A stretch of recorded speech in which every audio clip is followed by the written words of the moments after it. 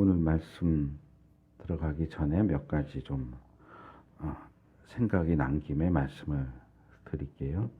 아까 우리 권사님 기도하시면서 우리 한국 교회가 지키는 절기로 말하면 오늘이 추수감사절입니다. 저희는 전에 한번 말씀드린 것처럼 저는 부활절하고 성탄절만 이제 관련된 말씀을 전하고 다른 절기들은 제가 거의 그냥 무시하다시피 넘어가기 때문에 이제 딱히 제가 오늘도 추수감사절 관련된 말씀을 준비한 건 아니고요.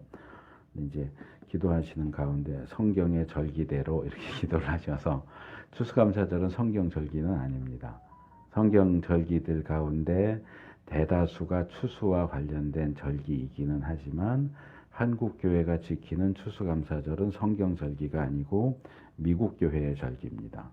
미국의 초기부터 미국의 영향을 많이 받았기 때문에 미국 선교사들이 자기들이 하던 방식으로 추수감사절을 지켰고 그게 이제 한국 교회 전통으로 내려오면서 추수감사절을 지키지만 우리가 보는 것처럼 요때쯤이면 이미 우리는 추수는 다 지나간 상황이죠. 그래서 이 미국과 우리나라의 거리상 그쪽에서는 지금이 이제 추수 때라고 할 수 있지만 우리는 이미 추수가 다 지나간 상태에서 이제 추수감사절을 지키다 보니까 이제 많은 분들은 우리 실정에 맞춰서 추석 때 추수감사절을 지키는 게 좋겠다 이렇게 주장하는 분들도 있고 저도 그게 좋은 것 같기는 한데 어쨌든 한국 교회는 절기 이제 날짜 계산하면서 뭐 몇 월 몇째 주 이게 음력하고 연관돼 있는지는 제가 자세히 기억이 안 나는데 그러다 보니까 이제 날짜가 유동적이에요.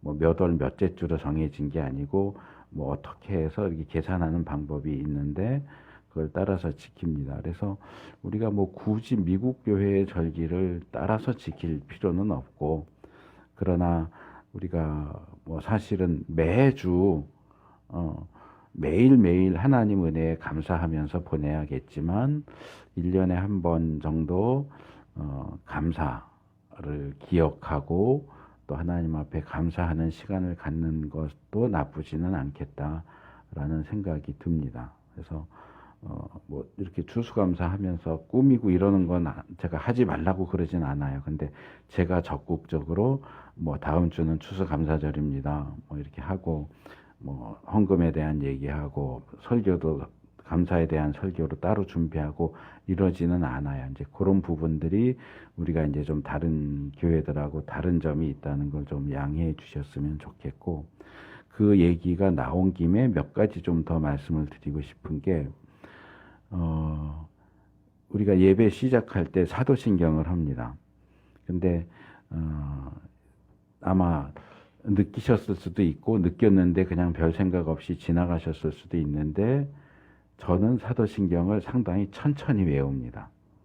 그러니까 이제 하시면서 답답하실 수도 있어요. 빨리빨리 하지 왜 이렇게 목사님은 천천히 하나. 실제로 하다 보면 메아리 치듯이 제가 천천히 하는데 여기 계신 분들은 빨리 해버리니까 저쪽에서 한번 얘기하고 뒤에서 제가 얘기하고 그런 식으로 대부분 진행이 되는데 일부러 제가 천천히 합니다. 왜냐하면 사도신경은 주문이 아니거든요. 그냥 외워 제끼는 게 중요한 게 아니고 우리가 무엇을 믿는가를 좀 다시 한번 생각하면서 길게 묵상은 못해도 그 한 구절 한 구절을 좀 깊이 생각하면서 외우면 좋겠다 싶어서 제가 속도를 좀 늦춰서 외우는 겁니다. 그래서 그 속도도 좀 맞춰주시면 좋을 것 같아요. 성경 봉독할 때도 조금 중구난방인 경우가 있어요. 어떤 분은 막 빨리 읽어버리고 어떤 분은 좀 천천히 읽고 또 제가 읽을 때는 좀 느리고 회중에서 읽을 때는 좀 빠르고 이제 그런 속도들도 서로 좀 배려해서 같이 딱딱 맞춰서 읽었으면 좋겠고 또 하나는 사도신경 끝부분에 성령을 믿사오며 거룩한 공회와 성도가 교통하는 것과 이 부분이 저희가 다른 교회하고 좀 다르게 외워요. 느끼셨을지 모르겠는데 성령을 믿사오며 거룩한 공회와 성도가 서로 교통하는 것과 보통 이렇게 외우는데 저희는 거룩한 공회와 하고 숨을 쉬어요. 일부러 숨을 쉬는 거예요. 공회와 숨 쉬고 성도가 서로 교통하는 것을. 왜냐하면 우리가 외우면서 헷갈려요. 거룩한 공회와 성도가 서로 교통하는 것을 믿는다라고 그렇게 생각을 하고 외우는데 그게 아니고요. 성령을 믿고 거룩한 공회를 믿고 성도가 서로 교통하는 것을 믿습니다. 그거거든요. 근데 이걸 중간에 숨을 안 쉬고 외워버리면 거룩한 교회하고 성도가 서로 교통하는 것을 믿는다. 이렇게 오해하기가 쉽기 때문에 제가 일부러 그 부분을 차별성 있게 하느라고 그 중간에 꼭 숨을 쉬어요. 거기서도 또 한번 안 그래도 속도가 안 맞는데 또 어긋나는 부분이 있는데 제가 그렇게 하는 이유를 설명을 드리는 거예요. 거룩한 공예, 거룩한 보편적인 교회를 믿습니다. 교회를 믿습니다. 교회와 성도가 교통하는 게 아니고 성도들 사이에 서로 교제하는 것을 믿습니다. 그거예요, 원래. 근데 우리가 쭉쭉쭉 외우다 보니까 교회와 성도가 교통한다. 이런 식으로 오해하기가 쉬워서 제가 일부러 그 부분을 끊어서 외우는 거거든요. 그래서 그런 부분도 좀 이해를 해 주시면은 좋겠다 생각이 들고요. 자, 오늘 말씀으로 들어가겠습니다. 시내산에 도착하기 전에 머물렀던 르비딤에서는 세 가지 사건이 일어납니다. 첫째가 우리가 2주 전에 물과 관련된 내용을 다루면서 살펴봤던 르비딤 사건.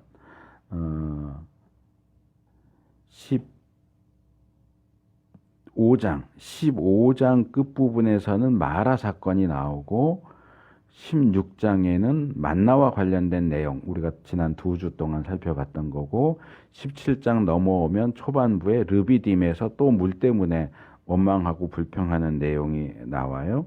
그래서 우리가 이거 3주 전에 살펴봤고 그 다음 둘째가 오늘 살펴보는 아말렉과의 전투입니다. 이게 8절에서 16절까지고 세 번째가 이제 18장에 넘어가면 모세의 장인인 이드로가 모세를 방문하는, 출애굽한 이스라엘을 방문하고 뭐 대화하고 찬양하고 제사 드리고 또 이스라엘의 지도자들, 중간 지도자들을 세우는 어떤 것과 관련된 조언과 또 중간 지도자들을 세우는 그런 내용들입니다. 그래서 오늘은 아말렉과의 전투, 이 17장 나머지 부분들을 전체적으로 살펴볼 거고, 다음 주에 이제 이드로의 방문에 대한 내용을 살펴보면 이 중간 제목, 출애굽이라고 하는 중간 제목으로 지금 계속 말씀을 드리고 있거든요. 오늘이 그래서 출애굽 9번째 아말렉과의 전투인데, 이제 다음 주에 출애굽 10번째 이드로의 방문해서 이 출애굽이라는 중간 제목이 끝납니다. 그리고 이제 19장으로 들어가면 드디어 이스라엘이 시내산 근처에 도착을 하고 이제 그곳에서 여러 가지 일들을 하는데, 출애굽기가 끝날 때까지, 레위기, 민수기 10장에 갈 때까지 계속 그 자리에 멈춰 있어요. 한 2년 정도의 기간을. 그래서 우리가 이제 그 이후로 살펴볼 언약을 맺는 것, 성막을 만드는 것, 레위기에 나오는 제사와 여러 가지 율법들, 또 민수기 초반부에 나오는 인구 계수하는 내용, 그래서 2년이 지나고 이제 시내산을 떠나는 10장 11절인가 그렇거든요. 거기까지 내용이 요 다 2년 기간에 일어난 한 장소에서 일어난 사건들입니다. 그래서 제 생각에는 성막 짓기 전까지는 제가 이제 시내산 언약이라고 하는 중간 제목으로 바꿔서 이제 거기 나오는 내용들을 살펴보려고 합니다. 그래서 오늘은 이제 출애굽 9번째 시간으로 아말렉과의 전투에 대해서 살펴보는데, 이제 이 본문에서 이스라엘 백성이 출애굽한 이후로 처음으로 전투를 치르게 됩니다. 출애굽한 초기에 이 부분을 제가 지적을 했습니다만, 하나님은 이스라엘 백성이 블레셋과의 전투에 곧바로 직면하게 되면 출애굽한 것을 후회하고 다시 애굽으로 돌아갈 것 같다라고 판단하셔서 가나안으로 가는 더 빠른 길인 해변길로 그들을 인도하지 않으셨고, 왕의 대로, 광야 쪽으로 들어가는 왕의 대로로, 물론 시내산에도 들려야 했지만, 그래서 그들이 전투를 맞이하지 않도록, 전투를 경험하지 않도록 일부러 이 행군 방향을 바꾸셨다고 하는 것을 우리가 보게 됩니다. 그런데 이제 드디어 빼도 박도 못하게 전투를 하게 되죠. 물론 이제 그렇다고 해서 그 기간 동안 한 2달 정도 됐을, 2달이 조금 못 됐을 기간인데, 그 기간 동안 이스라엘 백성들이 무슨 군사훈련을 받았다거나 그런 건 아닙니다. 우리가 이미 살펴본 것처럼 홍해를 건넌 이후에 마라와 또 신광야와 르비딤을 거치면서 그들이 했던 건 원망과 불평이에요. 훈련을 받은 게 아니고, 물 없다고 원망하고 먹을 거 없다고 불평하고 그랬던 것 외에는 사실은 다른 거 한 일이 없어요. 그렇기 때문에 이제는 이제 출애굽한 지 조금 시간도 지났고 이스라엘 백성이 이제는 전투를 치를 수 있을 만큼 준비가 됐기 때문에 이제 전투를 하게 되는구나라고 생각할 수도 있지만 전혀 그렇지가 않다는 겁니다. 이스라엘은 아직도 전투를 치를 준비가 되어 있지 않아요. 그런데도 불구하고 하나님께서는 많은 부모들이 그렇게 하는 것처럼 하나님의 자녀들을 온실 속의 화초처럼 키우지 않으세요. 필요하다면 전투도 경험하도록 하시죠. 그래서 원래 제가 설교 준비하면서 준비했던 내용은 아닌데 자꾸 이 얘기를 좀 해야 되겠다라는 생각이 드는 게, 출애굽은 우리가 예수 믿어서 구원받은 거고요. 이제 칭의 구원을 받은 거고, 홍해를 건넌 이후에 가나안 땅에 들어가기까지의 40년 동안의 광야 생활은 우리가 거룩해지는 과정, 성화 구원을 받는 과정입니다.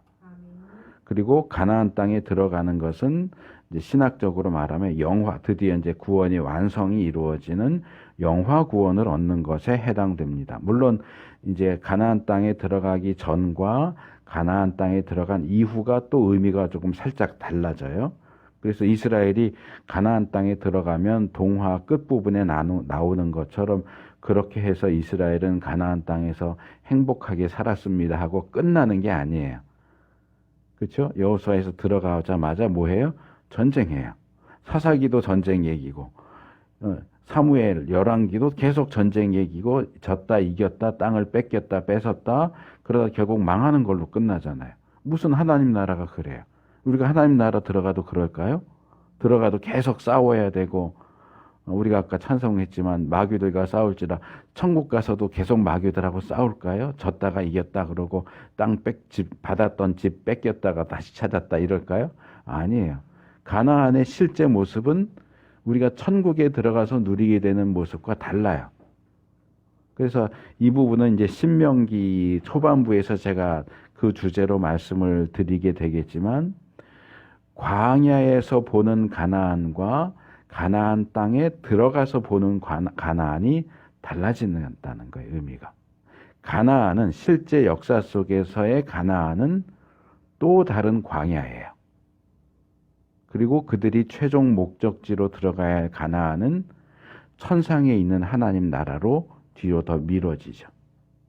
그래서 여호수아, 사사기, 룻기, 사무엘 상하, 열왕기 상하, 역대 상하, 에스라, 느헤미야 다 끝나고 신약까지 넘어가고, 신약도 다 끝나서 예수님 오셔야 드디어 영적인 가나안에 들어가고 영화 구원을 받는 거예요. 그전에는 가나안 땅에 들어왔다고 해도 영화 구원을 받는 게 아니에요. 여전히 또 다른 광야로서의 가나안에서 성화 구원의 과정을 거치는 거예요. 그래서 이 부분을 이해하시는 것도 굉장히 중요하고, 그러다 보니까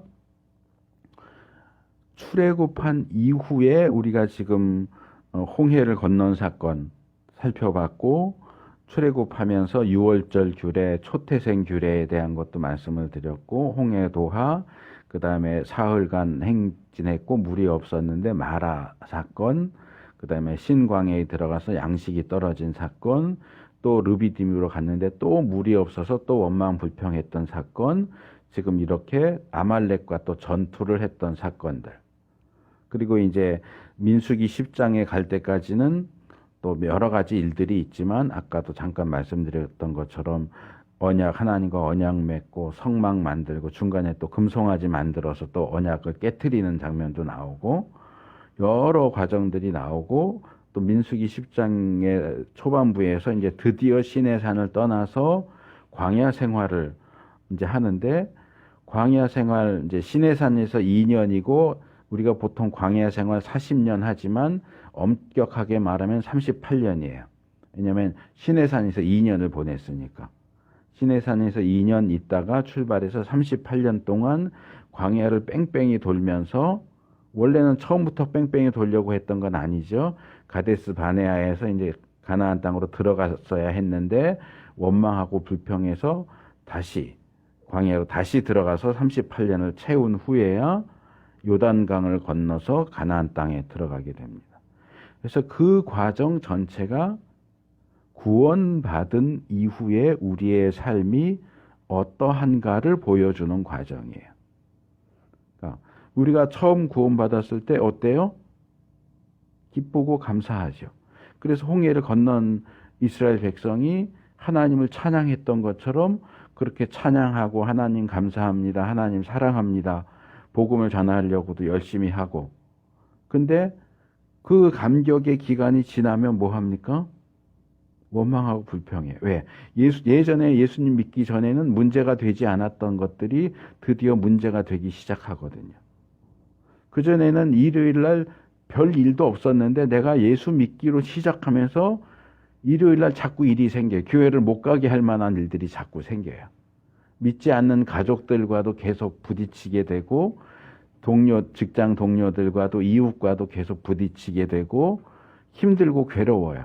경제적으로 어려움이 올 수도 있고 건강에 어려움이 올 수도 있고 이것은 이스라엘이 물이 없고 양식이 없어서 원망 불평했던 것과 비슷합니다. 우리의 삶에 자꾸 문제가 생기기 시작해요.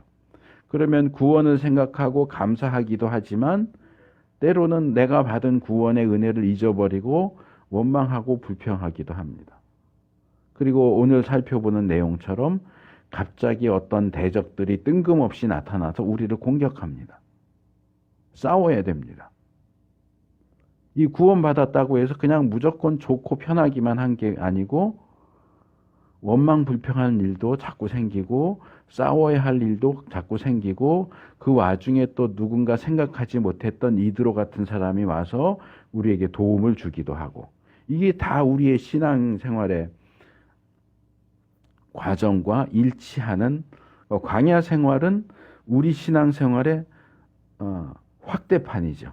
그건 이제 40년이고 우리 신앙생활이 더 기니까 어느 게 확대판이냐는 또 좀 따져볼 필요가 있지만 어쨌든 출애굽과 광야 생활은 우리의 개인의 구원과 신앙생활을 비추어주는 아주 좋은 거울이에요.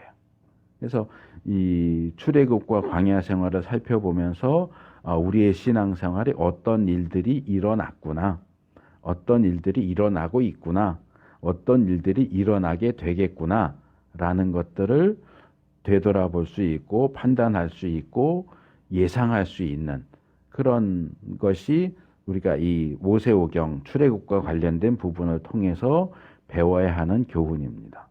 그래서 우리를 구원해서 하나님 나라 백성을 삼으셨는데 우리가 하나님 나라 백성답게 다듬어지는 과정이에요. 거룩해지는 과정. 그래서 이 하나하나의 과정이 제가 이 과정들을 하면서 지금처럼 전체적으로 개괄을 해드리는 일이 많지는 않겠지만 이제 오늘 같은 경우 원래 이제 아말렉과의 전투에만 초점을 맞춰서 말씀을 준비했지만 자꾸 요걸 좀 전체적으로 개괄해 드려야 되겠다라는 생각이 들어서 이제 추가로 말씀을 드리는 건데 이 과정들을 보면서 우리 자신을 되돌아보고 우리가 이럴 때 어떻게 하는 것이 올바른 반응이고 어떻게 하는 것이 잘못된 반응이고 이스라엘은 대부분 잘못된 반응을 보이거든요. 그래서 고린도서도 그렇고 히브리서도 그 출애굽한 이스라엘 백성에 대해서 얘기를 하면서 너희는 그들처럼 원망하지 마라.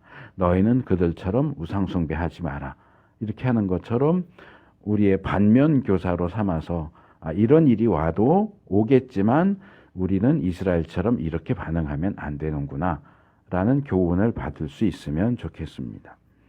그래서 이제 다시 이제 원래 준비한 말씀으로 돌아오면 이제 무리바에서 물 때문에 또 원망하고 불평했던 이 무리바 사건이 일어나고서 얼마 지나지 않았는데 여기 이제 그래서 8절에 그때에라고 그러니까 무리바 사건이 일어난 지 얼마 지나지 않았는데 아말렉 사람들이 이스라엘이 진치고 있는 르비딤으로 찾아와서 전투를 시작했다라고 이야기합니다. 이 전투는 이스라엘이 먼저 시작한 전투가 아니에요. 이스라엘이 가다 보니까 아말렉이 앞에 있는데 야 니네 길 좀 비켜 싫어 뭐 이래 갖고 싸우게 된 게 아니고 이스라엘은 그냥 르비딤에 진을 치고 있었을 뿐인데 아말렉이 찾아왔어요.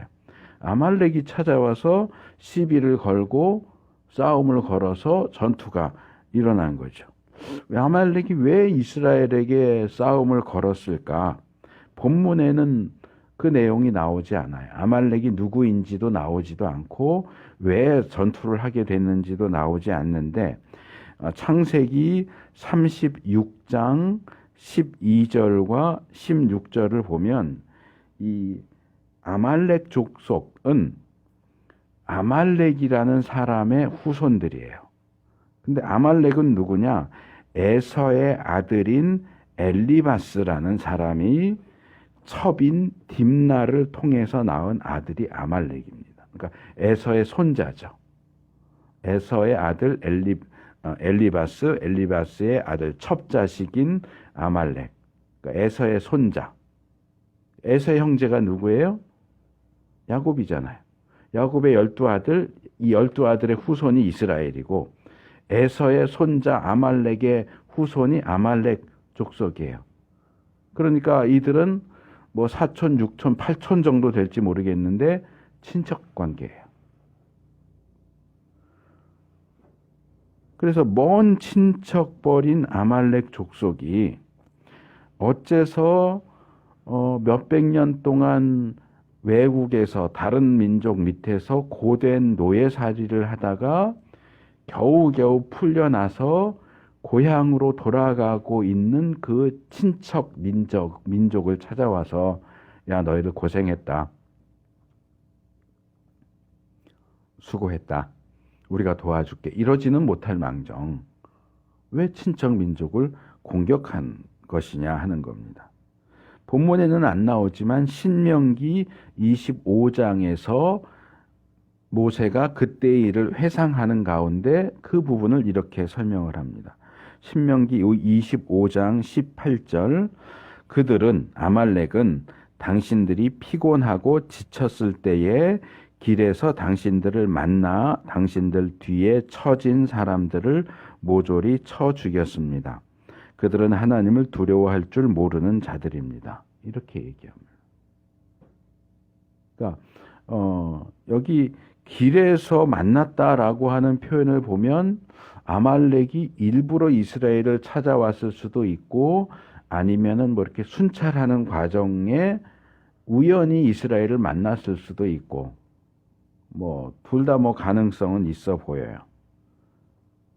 그래서 형제 민족을 공격하는 것을 하나님이 기뻐하시지 않는다는 것을 알면서도 이스라엘을 공격했어요. 왜요?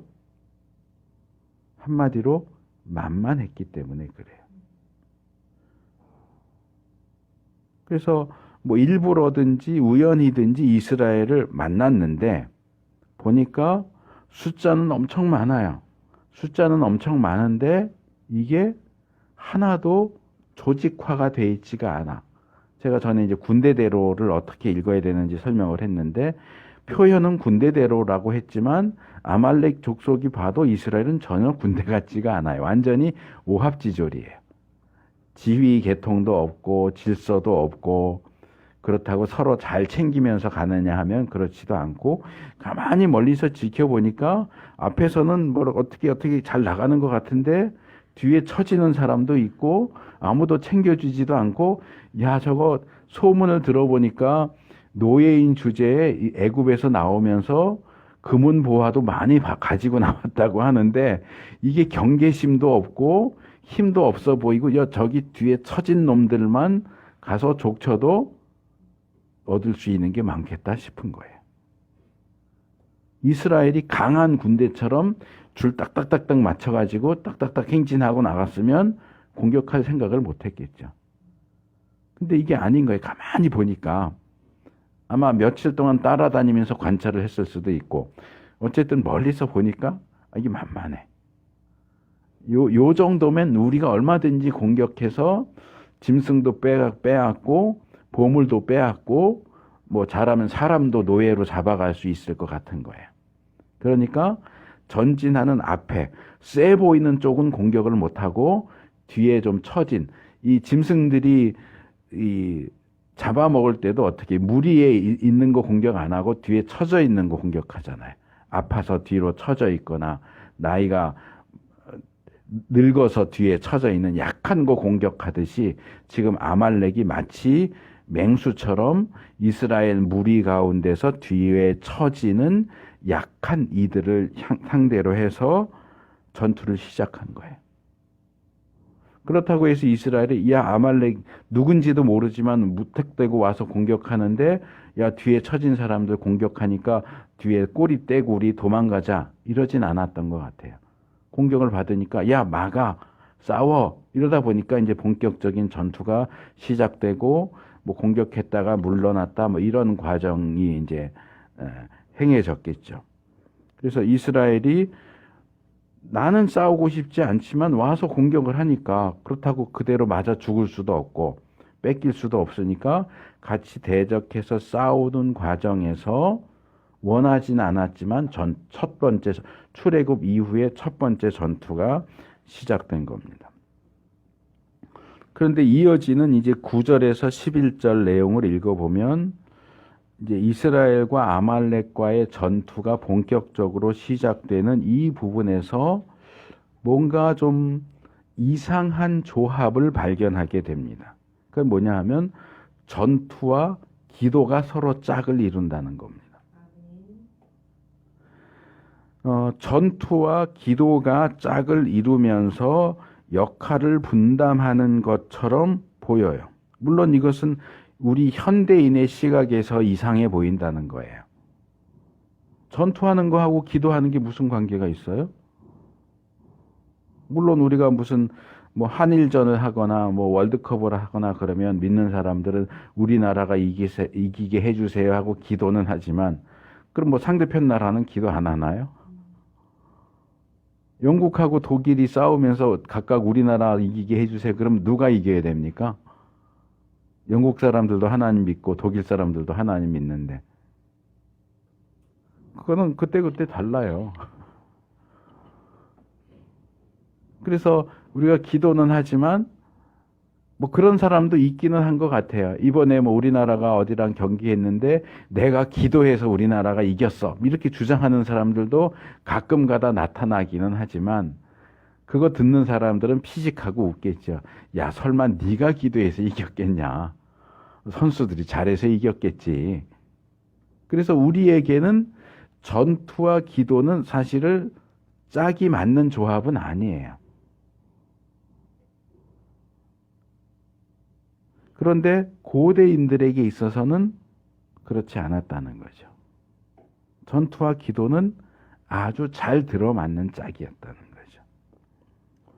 그래서 다음 날 여호수아는 전투를, 모세는 기도를 각각 맡아서 전쟁을 수행합니다.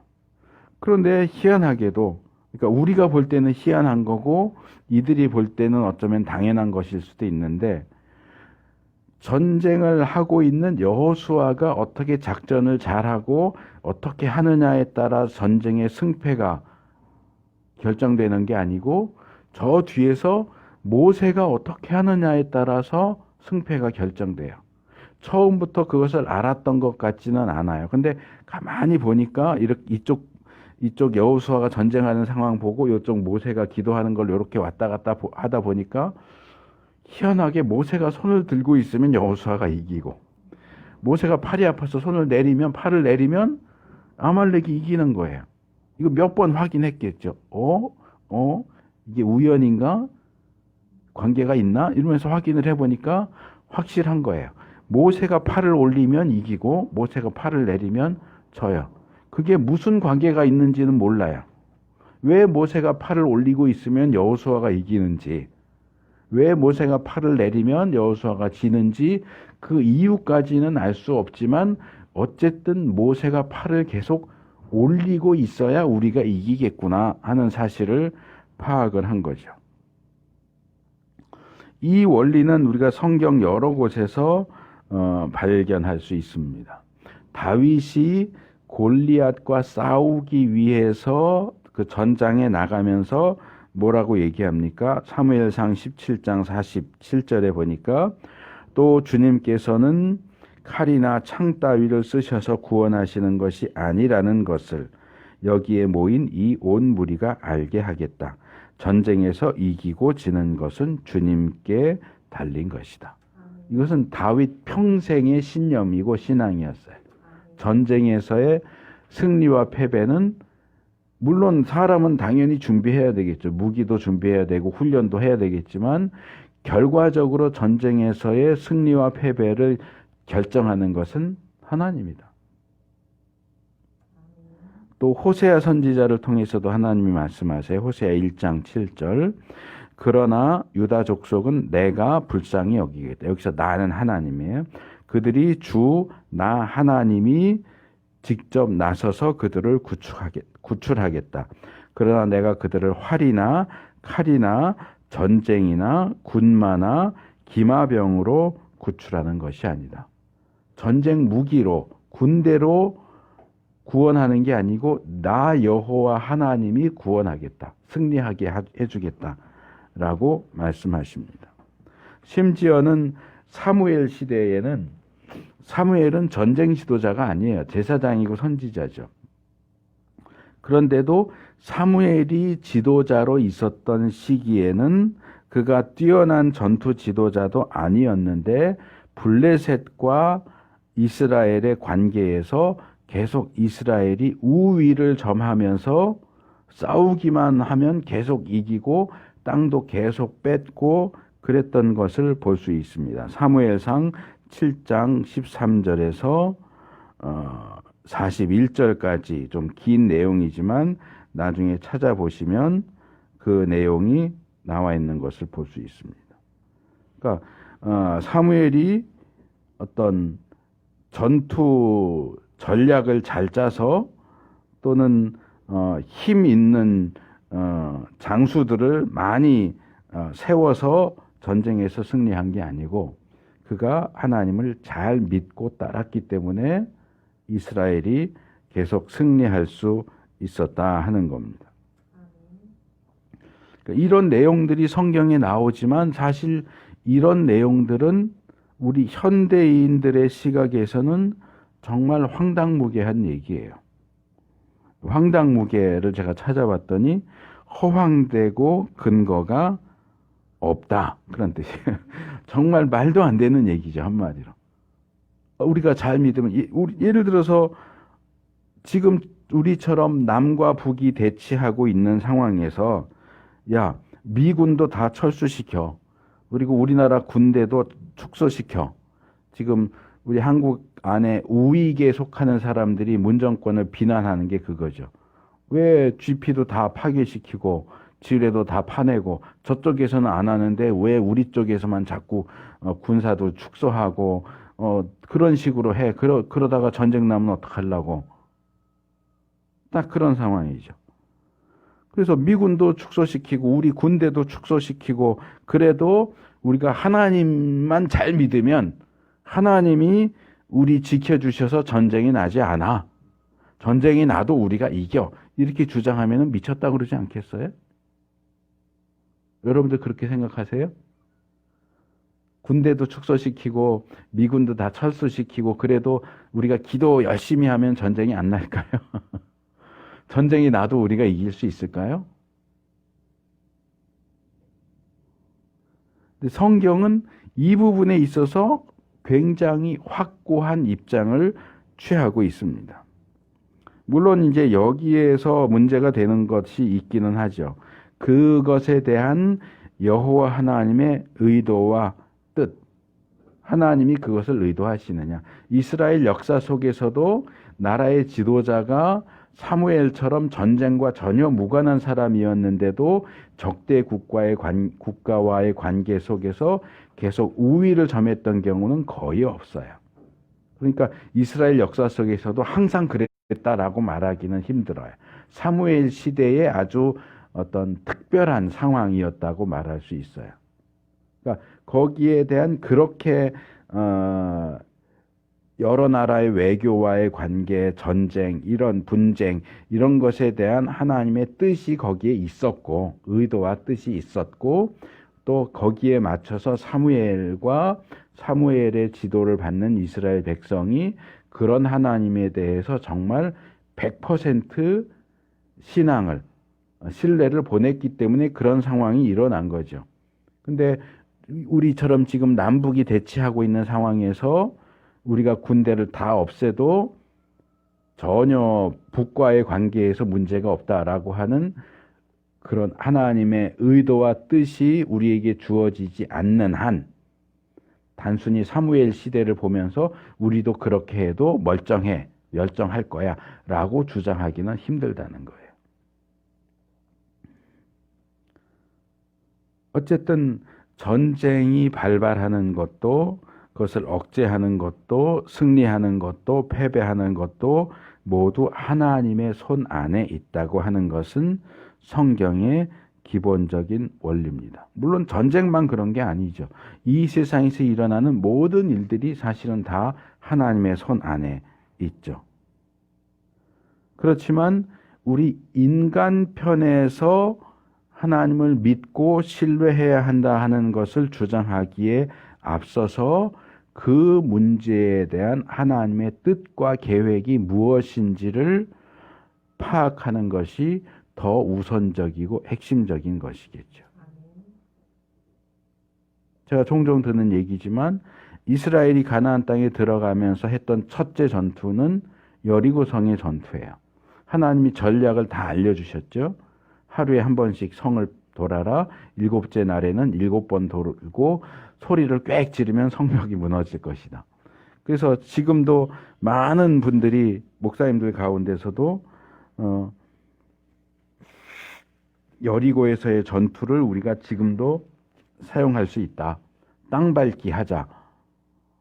많이 하는데 그게 얼마나 말도 안 되는 정말 황당무계한 얘기인지 그걸 제대로 지적하는 사람들이 별로 없는 것 같아요. 성경에 나왔으니까 지금 우리가 그렇게 해도 될 거라고 생각하는 것 같아요. 많은 목사들과 신자들이. 그런데 보세요. 정작 성경 얘기도 봐요. 이스라엘이 가나안을 정복하면서 전투를 얼마나 많이 했습니까? 그런데 그렇게 뺑뺑이 돌아서 땅 뺏은 전투가 몇 번이나 됩니까? 딱 한 번이에요. 그럼 왜 그 이후의 전투들도 그렇게 하지 왜 그렇게 안 합니까? 그것은 여리고성 전투만의 특별한 케이스지 모든 전쟁을 그렇게 해서 이겼다라고 하는 건 성경 역사에서도 안 나와요. 성경 창세기부터 요한계시록까지 다 뒤져봐도 여리고성 딱 한 번만 있었던 일이에요. 근데 그게 오늘날 우리한테 일어난다고요? 여리고성에서 그렇게 전쟁에서 승리할 수 있었던 이유가 뭐예요? 제가 두 가지 말씀드렸잖아요. 하나님의 뜻과 계획. 둘째, 인간의 신앙의 반응. 그런데 하나님의 뜻과 계획이 있었고 그것을 인간이 따르고 순종했을 때 역사가 일어난 거지, 하나님의 뜻과 계획이 없는데 인간이 무조건 믿습니다 하고 하면 역사가 일어날까요? 손바닥도 마주쳐야 소리가 나는 거예요. 하나님의 뜻과 인간의 믿음이 마주쳐야 역사가 일어나는 거지, 하나님의 뜻이 없는데 인간 쪽에서 무조건 믿습니다 하고 한다고 해서 역사가 일어나는 게 아니라는 거예요. 근데 하나님이 과연 그 계획을 가지고 계시는가? 하나님이 그렇게 하실 뜻을 가지고 계시는가는 확인하지 않은 채 당연히 하나님은 그런 계획과 뜻을 가지고 계실 거라고 혼자 착각하고 믿습니다, 믿습니다 하고 그 짓을 계속 하는데 하나님이 볼 때는 얼마나 웃기는 모습일까요, 그게? 그건 믿음이 아니에요. 세뇌죠, 세뇌.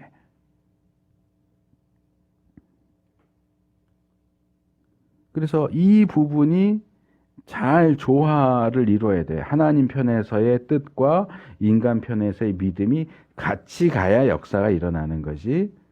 하나님이 뜻하셔도 인간이 순종하지 않으면 역사가 일어나지 않아요. 오늘 오후에 성경 공부에서 다룰 내용이 그건데 하나님이 우리의 구원을 위해서 모든 것을 다 준비하셨어도 인간 쪽에서 믿음의 반응을 보이지 않으면 구원이 이루어지지 않아요. 하나님이 일하시는 방식이 다 그런 식이라는 거죠. 그래서 우리가 이 부분이 성경이 우리에게 제시하는 원리들을 좀 잘 파악하고 적용하는 데 있어서 주먹구구로 그냥 성경에 있으니까 그대로 따라하면 되겠지 그렇게 하지 않도록 조심할 필요가 있습니다.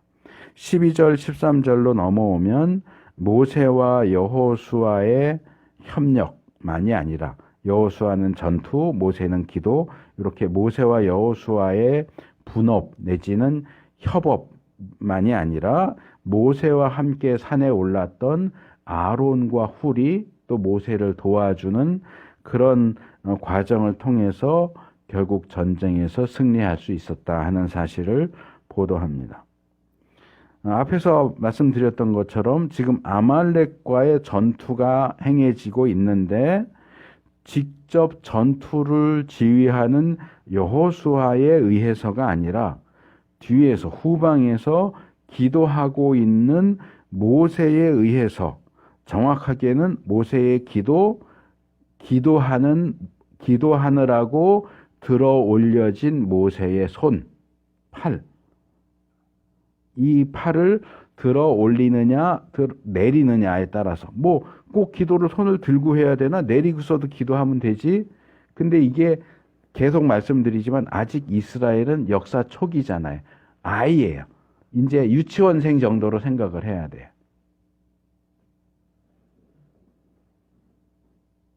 이런 거죠. 이런 질문 제가 굉장히 많이 받아봤는데 신자들 가운데 이런 질문을 하는 분들이 있어요. 장사하는 분들이 목사님 11조를 해야 되는데 11조를 총수입에서 해야 되나요? 순수익에서 해야 되나요? 그건 뭐예요? 총수입에서 11조 하기 싫다는 얘기예요. 아까우니까 나는 순수익에서만 하고 싶은데 그거를 인정해 달라는 거예요. 근데 제가 자 실망스럽게도 총수입에서 해야 됩니다. 그러면 어떻게 할까요? 실망스럽지만 그대로 할까요? 아니요. 다른 목사님을 찾아가야죠. 순수익에서 해도 된다고 얘기하는 다른 목사님을 찾아갈 거예요. 근데 만약에 제가 총수입에서 해도 되고 순수입에서 해도 되고 그냥 믿음의 분량대로 알아서 하시면 됩니다. 이러면 어떻게 할까요? 대부분은 순수입에서 하겠죠. 그렇죠? 근데 신앙생활을 오래 하고 신앙이 성숙한 사람은 제가 그렇게 얘기하면 어떻게 할까요? 뭐 마음이 움직이는 대로 하겠지만 그래도 이제 막 믿기 시작한 사람보다는 총수익에 가깝게 그쪽에서 드릴 가능성이 높죠. 그래서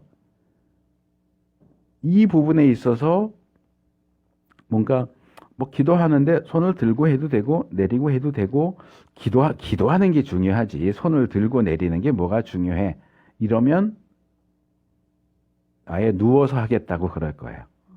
서서 하나 앉아서 하나 누워서 하나 앉으면 눕고 싶어진다고 하나님 기도가 중요한 거죠. 기도가 중요한 거지 서서 하는 게 중요한 거예요. 누워서 해도 되잖아요. 정말 가끔 너무너무 피곤해서 죽을 것 같을 때는 누워서도 해요. 하나님 일어나 앉을 기운이 없어요. 하지만 우리가 늘 기도를 그렇게 해도 될까요? 그건 아니죠. 근데 우리는 늘 우리에게 편리한 쪽으로 뭔가를 하는 성향이 있어요.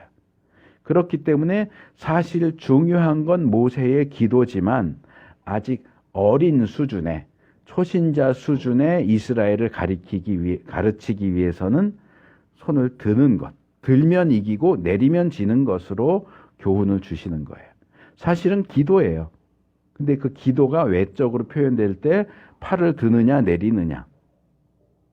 그러니까 팔을 내리면서 하는 기도는 기도가 아니야. 그 얘기가 아니에요. 그 수준에 맞춰서 교육을 하다 보니까 팔을 들면 이기고 팔을 내리면 지게 하는 거죠. 그래서 그런 부분들을 우리가 좀 어린 아이에게 뭔가 기준을 쉽게 제시하기 위해서 애쓰는 부모의 마음, 하나님의 심정을 우리가 좀 이해하려고 노력할 필요가 있어요. 이래도 되고 저래도 됩니다. 그러면은 아싸 그러고 나한테 좋은 쪽으로만 하려고 하지 말고 왜 하나님이 그렇게 하셨을까? 정말 하나님이 원하시는 게 뭘까? 를 또 생각하고 거기에 맞게 그런 의도에 맞게 행동하고 말하는 것이 성숙한 자녀, 성숙한 성도의 마땅한 사고방식, 행동방식인 겁니다. 그래서 우리가 신앙생활도 너무 어리게만 하면 안 돼요. 자라야죠. 자라야 되고 더 부모의 마음을, 하나님의 마음을 이해하고 그분이 정말 원하시는 것에 맞추어서 하나님 앞에 나아갈 수 있도록 노력하는 우리가 되어야 합니다. 그래서 전투를 치르는 여호수아와 병사들도 힘들고 지쳤겠지만 이스라엘의 승리를 위해서 산꼭대기에서 계속 팔을 들고 기도해야 했던 모세도 역시 힘들고 지친 상태가 됐습니다. 게다가 모세는 지금 나이가 80이 넘었잖아요. 전투가 뭐 10분에 끝납니까? 30분 하면 끝납니까? 1시간, 2시간, 뭐 반나절 이렇게 싸우는데 어떻게 그 시간 동안 80 먹은 노인네가 계속 팔을 들고 있을 수가 있어요. 그러니까 들었다가 아프면 내렸다. 이러니까 들면 이기고 내리니까 지는구나라는 걸 알 수 있었겠죠. 그 중간에 여러 차례 팔을 들었다 내렸다 하는 일들이 있었을 것이고 그것을 통해서 팔을 드니까 이기는구나. 팔을 내리면 지는구나 라는 사실을 확인할 수 있었겠죠. 그리고 시간이 지날수록 모세의 팔이 점점점 내려옵니다. 점점점 내려오는 것에 따라서 이스라엘도 점점점 전쟁에서 지기 시작합니다. 물론 전투에 임하는 사람들이 힘을 더 내야 하는 상황이기는 하지만 이제까지 지켜본 걸로는 이기려면 뭘 해야 돼요? 모세의 팔이 올라가야 돼요. 근데 옆에서 가만히 보니까 정말 아마 모세가 죽을 것 같은 얼굴로 팔을 들고 싶어서 막 들려고 하는데도 이게 팔이 안 올라가서 못 드는 그런 모습을 보게 되었을 겁니다. 그래서 옆에서 지켜보던 아론과 훌이 옆에서 바위를 가져왔습니다. 앉을 수 있는 조금 높은 큰 바위를 가져와서 앉으시오. 그동안은 서서 했겠죠. 그러니까 더 지쳤을 거고 앉으시오. 그리고 양 옆에 서서 팔을 하나씩 붙들어 세우는 겁니다. 이렇게 이들이 협력하는 것을 통해서 모세의 팔이 전쟁이 승리로 끝날 때까지 내려오지 않았고 결국 이스라엘의 승리로 전쟁이 끝나게 됩니다. 그래서 모세와 여호수아의 협력도 중요하지만 모세 곁에 있었던 아론과 훌도 굉장히 지혜롭게 잘 협력해서 이 현재 상황을 이겨낼 수 있었다 하는 것을 보게 됩니다. 그리고 이 부분과 관련해서 제가 좀 말씀드리고 싶은 게 있어요. 물론 이 이야기는 제가 원론적인 측면만 가지고 말씀을 드리는 거예요. 물론 이제 제 얘기를 들으면 당연히 우리나라의 현재 상황, 문정권과 뭐 좌익과 우익과 이런 것들이 떠오르실 거고, 또 그런 부분들을 제가 전혀 배제하고 이야기하는 건 아니지만 성경의 어떤 특정한 사람이나 특정한 정당이나 특정한 어떤 정치적인 입장을 가지고 얘기하는 게 아니고 성경이 이야기하는 원리, 원론적인 이야기를 하고 있는 것이다라는 점을 좀 염두에 두시고 들으시면 오해하지 마시기를 먼저 말씀을 드립니다. 저는 제가 자랐던 모 교회에서 중학교 3학년 때부터 학생부 임원을 했어요. 중학교 3학년 때 하고 고등학교 1학년 때 하고 고등학교 2학년 때 하고 3년 동안 임원을 했고, 고등학교 3학년 때도 수험생이지만 이제 후배들 성경 공부도 시키고 뭐 수련회 같은 거 준비할 때도 같이 하고, 수련회 가면 제가 고등학교 2학년, 2학년 임원일 때부터 학생부 수련회 가면 여름 수련회든 겨울 수련회든 마지막 날 캠프파이어 하고 기도회 하잖아요. 그 기도회 인도를 제가 했어요.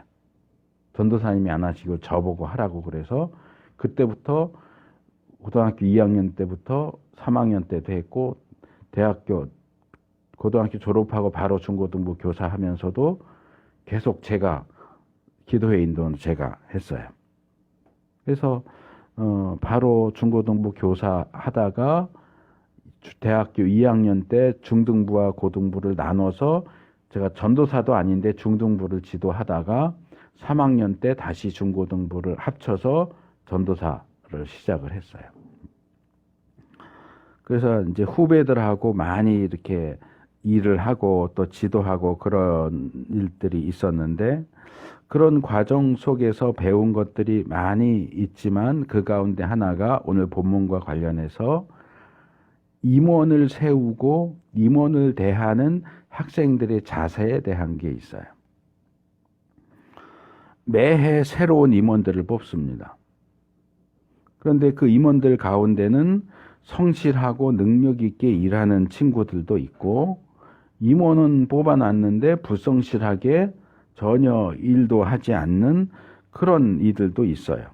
그런데 그 세운 임원이 어느 쪽에 잘하는 쪽인지 못하는 쪽인지 그런 어느 쪽에 속하든지 늘 그런 임원들을 비난하고 반대하는 학생들이 늘 있어요. 뭐 못한다, 뭐 어떻다 저떻다. 그래서 제가 후배들에게 늘 했던 말이 있어요. 자, 우리가 나무에 올라가야 되는데 모두 다 나무에 올라갈 수 없으니까 우리 중에서 대표를 뽑아서 야, 너 우리 대신 나무에 올라가. 그래서 나무에 올라가게 했다. 그러면 적어도 밑에서 그 나무를 흔들지는 말아야지.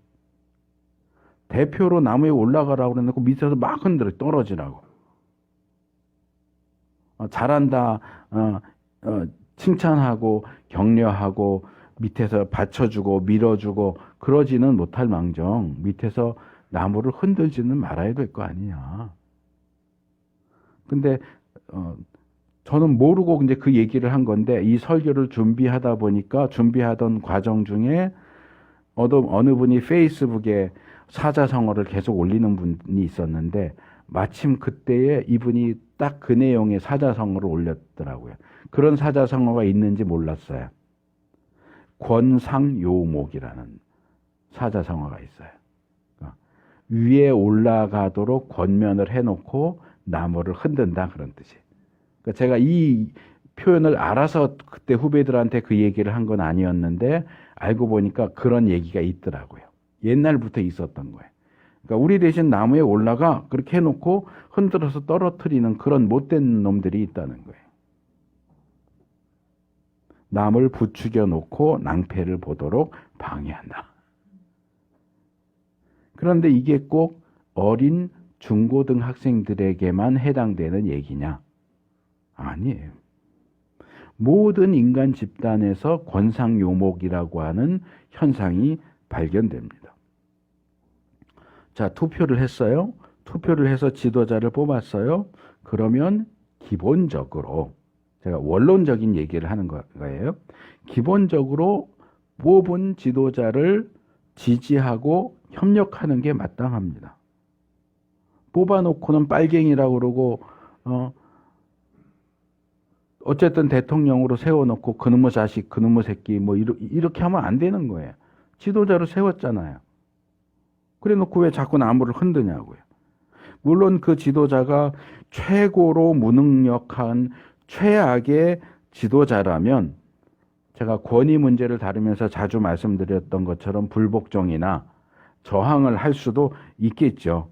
그런데 어쨌든 그 지도자가 열심히 하려고 하고 특별히 무슨 도덕적인 그런 흠 없이 어쨌든 잘해보려고 한다면 지지하고 협력하는 것이 그를 뽑아준 사람들로서는 당연히 취해야 하는 태도입니다. 근데 이런 얘기를 하면 많은 분들이 그 얘기를 해요. 우리 같은 상황에서는 지금 우익에 속한 사람들이 그러죠. 나는 그 사람한테 투표하지 않았어. 나는 그 사람 대통령으로 뽑지 않았다는 거예요. 그렇게 얘기하는 사람은 민주주의에서 얘기하는 다수결의 원칙조차도 이해가 안 되는 모자란 사람이죠. 자, 민주주의에서 100% 지지가 있을 수 있어요? 아니요. 지금 미국도 대선에서 계속 엎치락뒤치락 결과는 나왔는데도 승복을 안 해서 엎치락뒤치락 하지만 뭐 이런 거죠. 48% 지지, 51% 지지. 그럼 51% 지지 받은 사람이 대통령 되는 거예요. 그럼 나머지 48%가 우리는 저 사람 안 뽑았으니까 대통령 아니야. 그럴 수 있습니까? 그럼 100% 지지 받아서 대통령 될 수 있는 사람이 어디 있겠어요? 그렇게 그런 민주주의와 또는 공리주의와 다수결의 원칙에 따라서 지도자가 정해졌고 정책의 시행이 결정됐다면 내가 그 지도자에게 투표를 하지 않았다고 할지라도 따라 주어야 하는 것이 기본적인 자세라는 거죠. 근데 그런 정당한 태도를 취하지 않고 내가 지지한 사람만 따르겠다. 내가 지지한 정책만 따르겠다라고 하는 사람은 민주주의 말하면 안 돼요. 탄압한다 어쩐다 뭐 그런 얘기도 할 자격이 없는 사람이에요. 뭐 저는 개인적으로 민주주의 그렇게 좋아하진 않아요. 그럼 사회주의를 좋아하십니까? 이럴지 모르겠지만 뭐 그런 얘기가 아니고 민주주의가 절대적인 정치 체제가 아니라고 생각을 해요, 저는. 그래서 뭐 다수결의 원리도 절대적이라고 생각하지는 않지만 어쨌든 이 시대에 통용되는 다수의 국가들이 선택하는 정치 체제가 민주주의고 또 그 민주주의 체제 안에서 다수결의 원리는 중요하게 주장되는 부분이기 때문에 그 부분에 있어서 우리가 딴소리 하면 안 돼요. 근데 뜻밖에도 많은 이들이 이런 기본조차도 무시하는 방식으로 생각하고 말하고 행동하는 것을 볼 수 있습니다. 그러면 안 되는 거예요. 자, 본문으로 다시 돌아와서 아론과 훌의 태도를 다시 한번 생각해 봐요. 자, 이스라엘과 아말렉 전투에서의 승패가 걸려 있는데도 불구하고 자기 팔이 아프다고 지도자로서 그것 하나 참지 못하고서 자꾸 팔을 내리는 모세의 모습을 보면서 얼마든지 모세를 비난할 수 있어요. 아유, 저거 모세 지도자 자격도 없어. 그 팔 아픈 거 하나를 못 참아? 지금 우리 군사들이 죽어가고 있는데 자기가 팔을 올려야 우리가 이기는 거 알면서도 그 팔을 못 들고 저렇게 슬금슬금 내리고 있나? 저거 빨갱이 아니야? 이럴 수도 있었을 거예요. 사실 그게 우리가 지금 우리 사회에서 흔하게 보게 되는 반응이고 모습이란 말이에요. 자기를 대신 나무에 올라가라고 해놓고 밑에서는 계속 흔들어요. 아니, 지도자인 모세는 이스라엘이 지는 걸 원할까요? 이스라엘 이기기 원하겠죠, 지도자가. 이스라엘이 지면 이스라엘의 지도자인 모세에게 무슨 이득이 생겨요? 모세로서도 전투가 끝날 때까지 꿋꿋하게 팔을 들고 있고 싶었겠죠. 그런데 모세도 인간인 이상 한계가 있잖아요. 모세가 꾀를 부리는 것도 아니고 적과 내통한 것도 아니고 인간적인 한계 때문에 나이도 많고 계속 팔을 들고 있었으니까 그런 한계 때문에 버거워하고 그래도 어쨌든 끙끙대면서 애쓰고 있는데 그런 모세를 향해서 비난하고 책망한다? 자기는 손가락 하나 까딱하지 않으면서 아론과 훌이 그랬을 수도 있어요. 그렇게 하는 대신 본문에서처럼 큰 아론과 훌도 아론은 모세보다 나이가 더 많잖아요. 훌은 정확한 나이가 안 나오지만 나이가 더 많은 아론이 낑낑대면서 큰 바위를 옮겨다가 모세 앉으라고 하고 아론하고 훌은 팔 안 아파요? 자기들도 팔 아프지만 모세의 팔이 내려가지 않도록 계속 옆에서 붙들고 있고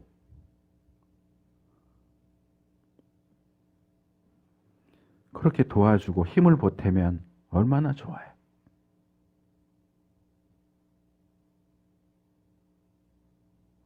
협력하고 함께하기보다는 손가락질하고 비난하는 거 너무나 쉽게 하는 그런 것처럼 보여요. 성경에서도 그렇고 일반 역사에서도 그렇고 이런 측면에서 조력자, 헬퍼죠. 또는 이인자라고도 말하고 그런 사람들의 존재와 활약을 어렵지 않게 발견할 수 있습니다. 그래서 일반 사회에서도 이거는 제 기억에는 10년, 20년 정도 된 것 같아요. 그래서 그동안 계속 리더십에 대해서만 이야기하고 책도 리더십에 대한 책만 나왔었는데 언제부턴가 헬퍼십에 대한 얘기가 나오기 시작하면서 헬퍼십에 대한 책도 나오고 위대한 이인자에 대한 책들도 나오고 그러더라고요. 그래서 하나님과 하나님 나라를 위한 사역에 가정과 교회와 사회 안에서도 리더십만 필요한 게 아니고 헬퍼십도 필요하다. 하나님께서 우리를 리더로 세우시든 헬퍼로 세우시든 우리의 역할에 그 주어진 역할을 정말 성심성의껏 잘 감당하고 협력해서 하나님이 기뻐하시고 인정하실 만한 그런 선한 열매를 많이 맺는 우리가 될 수 있기를 바랍니다. 자, 마지막 14절에서 16절 하나님의 맹세에 대한 내용인데 이건 좀 제가 준비한 것들을 좀 요약해서 짧게 말씀을 드리도록 하겠습니다. 여기 14절은 번역에 조금 문제가 있는데 히브리 원문을 보면 이렇게 돼 있어요. 너는 이것을 책에 기록해라. 그 다음에 여호수아의 귀에 들려줘라. 아말렉을 도말하여 지우겠다고 하는 나의 결심을. 그러니까 우리 개역 성경도 그렇고 우리가 바꾼 세번역 성경도 이렇게 돼 있어요. 너는 이 전쟁에서의 승리를 책에 기록해라. 승리는 책에 기록하고 아말렉 진멸에 대한 하나님의 뜻은 여호수아에게 들려줘라. 이렇게 돼 있는데 히브리 원문에는 승리를 기록하라는 내용이 안 나와요. 그냥 이것을 책에 기록해라. 여호수아에게 들려줘라. 아말렉을 진멸하겠다는 내 뜻을. 그러니까 아말렉 진멸에 대한 나의 뜻을 책에도 기록하고 여호수아에게도 들려줘라. 이게 원래 히브리 원문인데 이걸 조금 다르게 번역을 해놨어요. 그래서 책에도 기록하고 여호수아의 귀에도 계속 귀에 딱지가 않을 정도로 앉을 정도로 계속 얘기해라. 무엇 때문에요? 기억하라고요. 하나님의 뜻과 계획을 기억할 수 있도록. 하나님의 뜻과 계획이 뭐냐? 아말렉에 대한 뜻과 계획인데 그들을 완전히 없앤다. 이렇게 번역이 되어 있죠. 완전히 없앤다. 여기 완전히 없앤다라고 하는데 사용된 동사가 마하라는 단어예요. 이 단어는 대표적으로 어디 사용되느냐면 노아 홍수 때 사용돼요.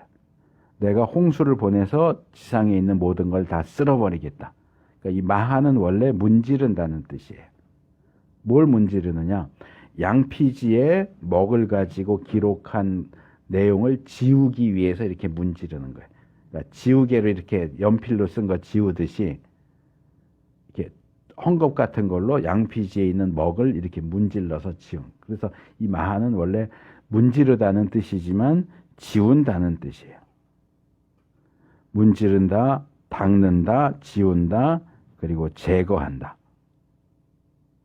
그러니까 마치 하나님께서 노아 홍수를 통해서 죄악된 지상의 모든 것을 다 싸그리 지워버리셨던 것처럼 아말렉을 그렇게 지워버리겠다는 거예요. 그래서 아말렉을 그렇게 완전히 지워버리겠다고 하는 하나님의 뜻을 책에도 기록해서 계속 너희 후손들이 그 내용을 알 수 있게, 그리고 다음 세대 지도자인 여호수아에게는 계속 들려줘서 여호수아도 그 부분을 기억할 수 있도록 그렇게 해라 하는 겁니다. 그러면 이 하나님께서 아말렉을 이렇게 지워버리겠다라고 하시는 이유가 뭘까요? 중간에 하나 더 있는데, 그런 하나님의 말씀을 기억하면서 여기 여호와 니시라고 하는 표현이 사용되죠. 그러니까 엄밀하게 말하면 여호와는 나의 깃발, 그런 뜻이에요.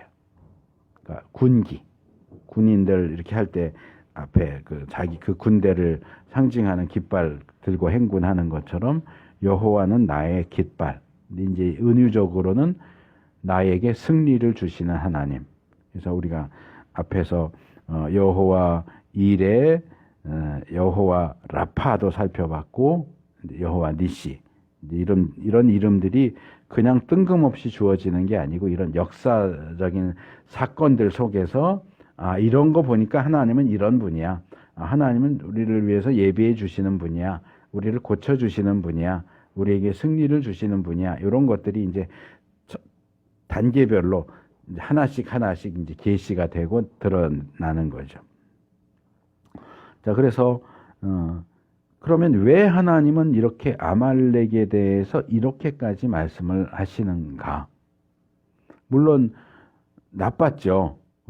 형제 민족이 노예 생활하다가 해방돼 나왔는데 그걸 쫓아와 가지고 뒤처진 약한 사람들을 공격하고 약탈하려고 하고 전쟁을 걸었다는 것은 못된 일이기는 하지만, 그렇다고 해서 정말 지옥 형벌처럼, 영원한 지옥 형벌처럼 이 아말렉 족속은 내가 완전히 싹 쓸어버리겠다라고까지 하실 이 필요가 있을까?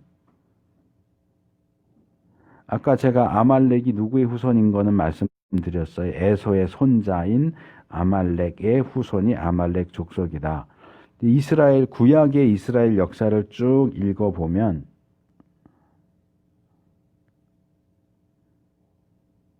출애굽 시대뿐만 아니라 그 이후에 사사들의 시대, 왕정 시대, 심지어는 포로 이후 시대, 그리고 신약 시대까지도 이 아말렉 족속은 늘 이스라엘과 원수예요. 마치 우리나라하고 일본의 관계하고 비슷해요. 이스라엘과 아말렉의 관계는. 그래서 늘 이스라엘을 침입하고 괴롭히고 그렇게 합니다. 그래서 예를 들어서 이스라엘의 초대왕 사울이 사무엘 상 끝부분에는 자살했다고 되어 있지만 사무엘 하 첫 부분에 보면은 누군가가 와서 이 사울의 죽음을 다윗에게 전해주면서 사울이 자기를 죽여달라고 그래서 내가 죽였습니다. 그러고 와서 보고하는 장면이 나와요. 그게 누군지 아세요? 아말렉 사람이에요. 그래서 이스라엘 역사 속에서 아말렉이 계속 등장합니다. 계속 이스라엘의 대적으로 등장하고요. 포로 귀환 이후에 귀환하지 않고 뒤에 남은 백성들의 역사를 기록한 책이 에스더서입니다. 에스더서에 등장하는 빌런이 누굽니까? 에스더와 모르드게를 죽이려고 하는 사람이 누구예요? 하만이잖아요. 하만이 어디 사람이라고 나옵니까? 아각 사람입니다. 그럼 아각은 누굴까요? 사무엘 시대에 죽인 아말렉 족속 왕이 아각입니다. 그 얘기는 아각 사람은 곧 아말렉 사람이에요. 이 하만도 아말렉 사람인 거예요. 신약 시대에 오면 아말렉은 아니지만 이스라엘을 통치하던 로마에서 보낸 총독이 있고 분봉왕이 있죠. 분봉왕 누굽니까? 헤롯이잖아요. 헤롯. 헤롯이 어디 사람입니까? 신약에 보면 이두메 사람이라고 나와요.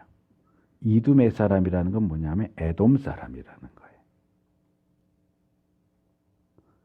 그래서 따지고 보면 헤롯도 결국 아말렉하고 연결이 되는 거예요. 아말렉이 에돔 사람이잖아요.